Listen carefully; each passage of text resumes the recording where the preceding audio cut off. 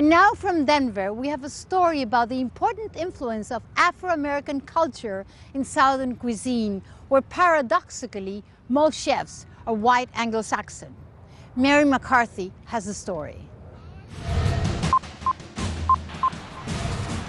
Cora Faye's restaurant in Denver serves a traditional soul food menu, from black-eyed peas and cornbread to fried chicken and catfish. Fish is big in African American cuisine, and that goes way back. In fact, it reflects our heritage as a coastal people, because in West Africa, fish is a very prevalent part of the diet. And we've also got candy. Adrian Miller's history traces many soul food staples not only to slave culture, but all the way across the Atlantic to African cuisine.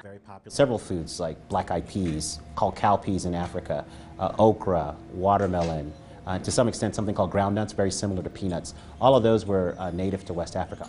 And when African slaves to the Americas couldn't find the ingredients they were used to, they created substitutes. Perfect example is greens. Greens are huge in West African cuisine, and there's a bitter leaf, it's called bitter leaf, that's really popular. So over here, a lot of the soul food greens are bitter greens. Collard, mustard, turnips, to some extent cabbage and kale.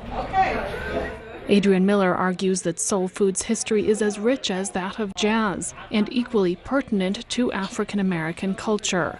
But he says that because of a lack of economic empowerment that persists today, blacks in America have had a hard time making money from soul food. If you are someone who can't get the necessary capital to start your business off, you're often starting behind the 8 ball. Even in the 1920s, I'm reading articles from people who want to start restaurants, and they're talking about how they can't get money, they don't have access to loans, they don't have access to credit, they don't have that family network that could give them a lot of funds to start up their business. And so it just makes it very, very difficult. In his year-long book tour across America, Miller has been trying to dispel some of the prejudices that have led to soul food being misunderstood and underappreciated, including the misconception that all soul food is unhealthy. And I think it has a horrible reputation for 2 main reasons. There have been 2 steady criticisms of soul food. One is that if you eat these foods at a prolonged rate, it's going to kill you, right? It's the idea that soul food needs a warning label. The second one is that soul food is slave food. It's the master's leftovers. Why are we celebrating these foods? It's not worthy of celebration. And so my book goes a long way into actually investigating those arguments and seeing if they hold up.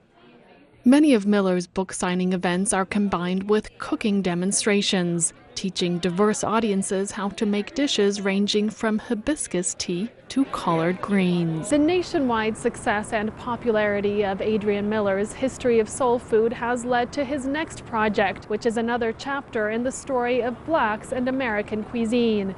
He's writing a book about the long-esteemed history of black chefs in the White House. Mary MacCarthy for Telesur, Denver.